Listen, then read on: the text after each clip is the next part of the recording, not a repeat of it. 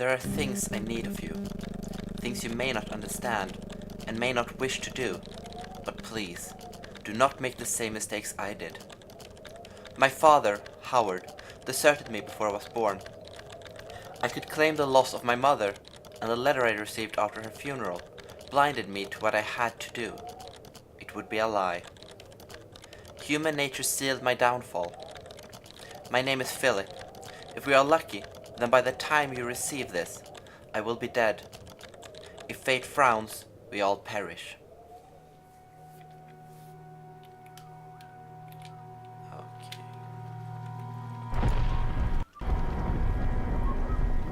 And there I am. Hello everybody and welcome back to another adventure into a completely new game. So, as you can see, today it is not being Stardew Valley because frankly I realized that there's so little to do that I'm gonna be playing it and adding it as an extra video instead every now and again.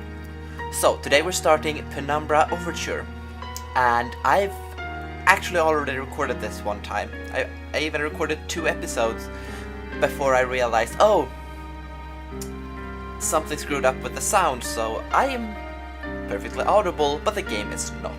So I have done the first part, so we're gonna go for a new game and dive into it. And as I told the first time, I am a scared little shit.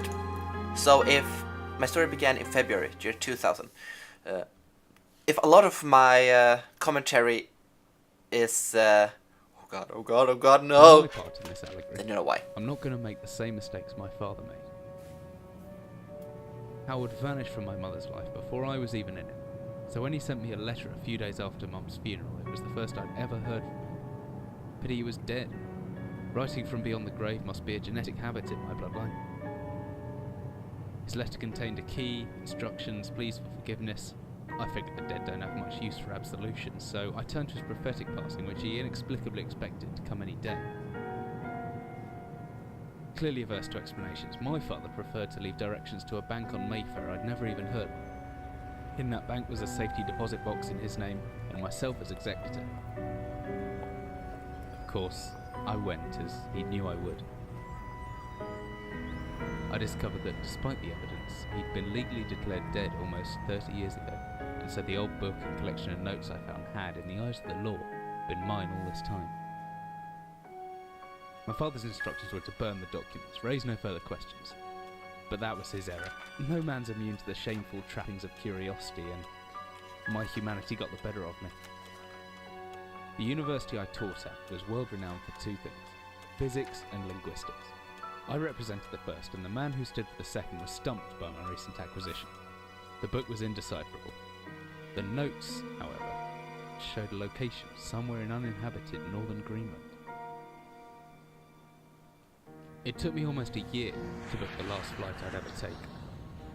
As I watched civilization disappear along with Heathrow, I realised my father had disappeared 3 decades ago, almost to the day, and I considered in turn what it was that I was leaving behind. We landed on a strip of ice a few feet wide, and within minutes I was pulling away on a chartered boat, beginning the 12-hour journey that would lead me into my past. Okay, so since I have read a lot of the notes and everything, I'm not gonna read them again. I'm just gonna stop for a few seconds on each page so you can read it for yourselves. Just, pause the video. Yes, I know that. I can look with that, and I can pick up with that. And if I press N, I get into this stuff. And the notes and stuff, yes. Alright, yes, left the torch. The torch is in here. Yes. But before I do that, we're gonna go in here. And here we have the first note. Perhaps I could leave the fisherman some privacy. Nah! So it's just a sweet little note from the fisherman's wife about how she left him some alcohol. How lovely. What a kind wife. There we have the torch, and there's the key. Goes in my torch. Yes. So happy. Batteries, and there. Good.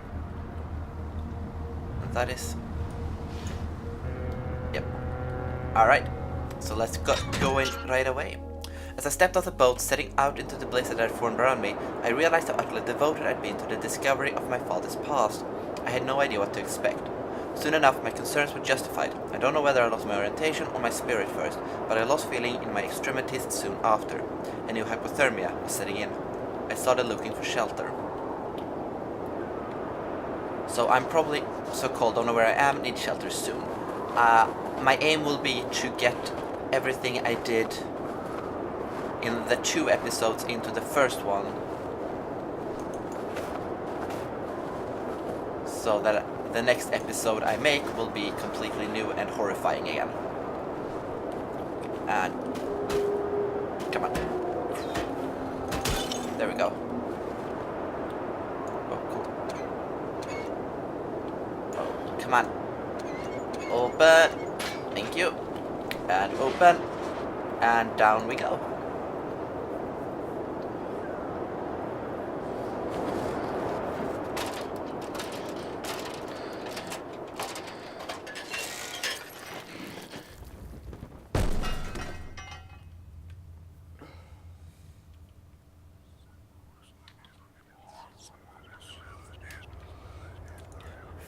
I mean, the whispering is still horrifying enough. Jesus, my head, I can't believe I fell that far and survived. Although, looking around, maybe I didn't. What is this place? Oh, also I have upped the gamma a little bit. Locked door. Or stuck door. To make sure that you people can see. Alright, it just told me how to use the hammer. Can add that to there and that to there for now.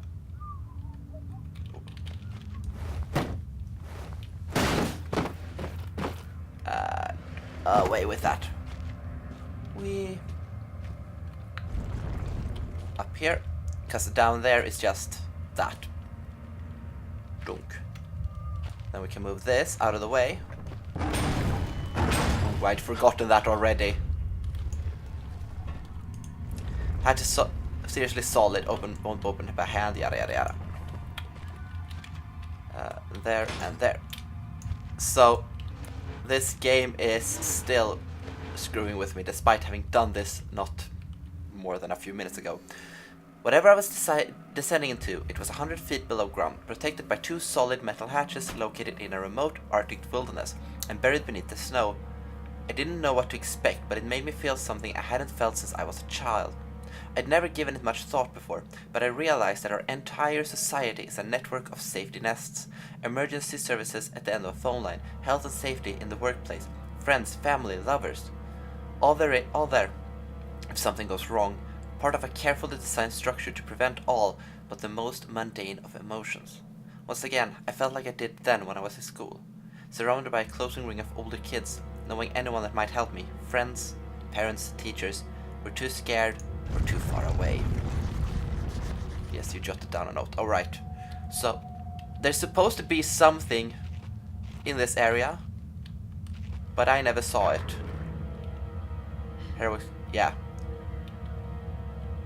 Yeah, I know. So, crouching and being like this is apparently gonna help me. A couple of seconds, yeah, perfectly still.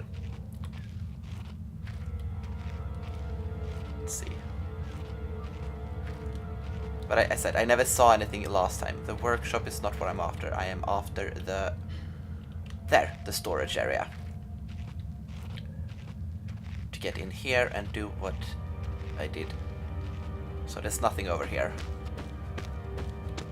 Of course the game could have added something just to screw with me, but... So I got here.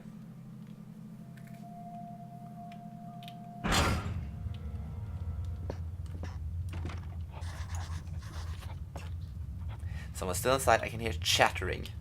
Yeah. Listen to this. At first I thought someone was scribbling. Then I realized that sounds a lot like panting. Okay. We have a lighter and some an empty lighter and some delightful images drawn on the walls, and the freaking chattering. I hate it. In here. see, this is where I ended the first episode. Then I had to continue playing for the second episode because I didn't realize that there was a save point right over here. I figured out it was a save point really quickly as well. I'm so smart.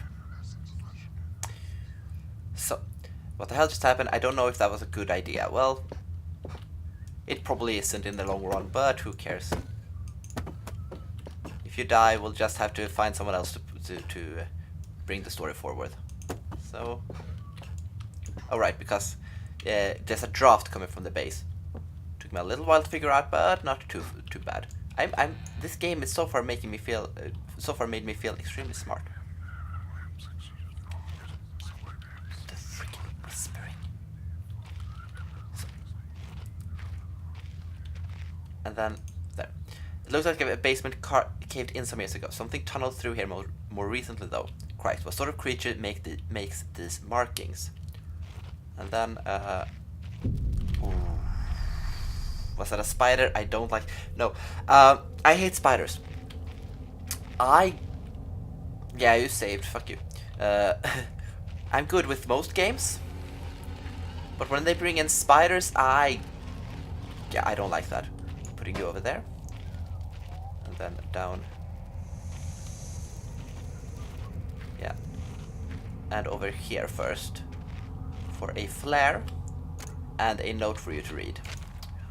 But for those who doesn't want to read it, basically it's a record of this guy who got stuck here, and he woke up one morning with a spider in his mouth and he accidentally swallowed it. And I'm sorry, I'm gonna do that again a bit slower. And he realized, oh, they're tasty, nutritious, yay! So he started eating spiders. And my reaction to that was a very vivid shuddering. Because goddamn, I hate spiders. I got past this time without getting hurt. And then there's this. If it weren't for the size of the pieces, I would say it looks like eggshells. Lovely. Another note from the spider eater. He realizes that basically he's probably not gonna get saved. He's kind of screwed. And he keeps eating the freaking spiders because now they're tasty. And then we wait here. Oh crap, I was supposed to wait, not Continue, fuck. I'm dumb. I don't know why I accidentally clicked forward, but my aim was actually to stop there. Okay, oh right. A horrid sight, luckily it's mummified, or else the smell would have been awful. That's a spider, or a dog. A dog covered in spider webs. Okay, there's that, and over here to grab this again. Oh, that means I have to go and grab the notes again quickly. There. Press the wrong button, you see. Yep. And over.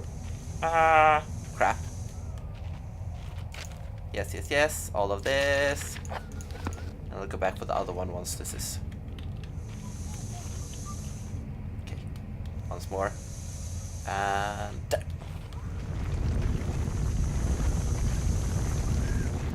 We in here for one simple reason. Break the lock. Dunk. Remove. Open. And I still don't get why there's batteries in here. Grab the lighter fluid. And then here. There's a leak coming from these steam pipes. Ta-da! Now we no longer have to worry about those. Oh, I don't like spiders. Yeah, I know. Fuck you, spiders. I hear you. These are dusty old bags. There's the note. I like grabbing all the notes if I can. I may miss some, and I'm very sorry if I do, but my aim is to get every note.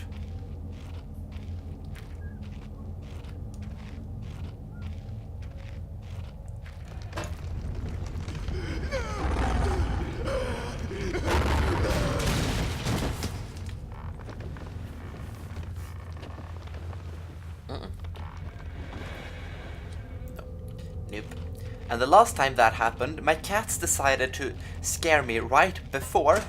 So I was, good God, I jumped so freaking high.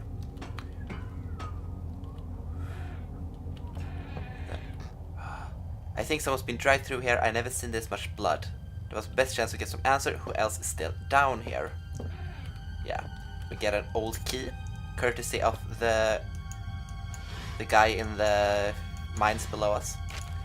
He's been here now another, and well, he had to amputate his tongue, which is extremely horrifying. And the third thing you see when you open, like, look at that thing. You see, that is his tongue. And then there's a spider. Lovely, isn't it? Largest spider I've ever seen with its guts carved open. Yeah. And then in here, just more horrifying spider noises. And some beef jerky. Alright, that is it. That is everything I did. And that took me 2 episodes last time. That's how scared I was of everything. So I basically halved the time this time. Woohoo! So next time we're gonna go out and explore things, and then you can actually see me be scared of everything. Because I have a feeling I'm not gonna be so lucky with not running into things soon. So thank you everybody so much for joining me on this episode of Penumbra Overture, and I hope I'll see you in the next one as well. This is Tag, signing out. Bye bye!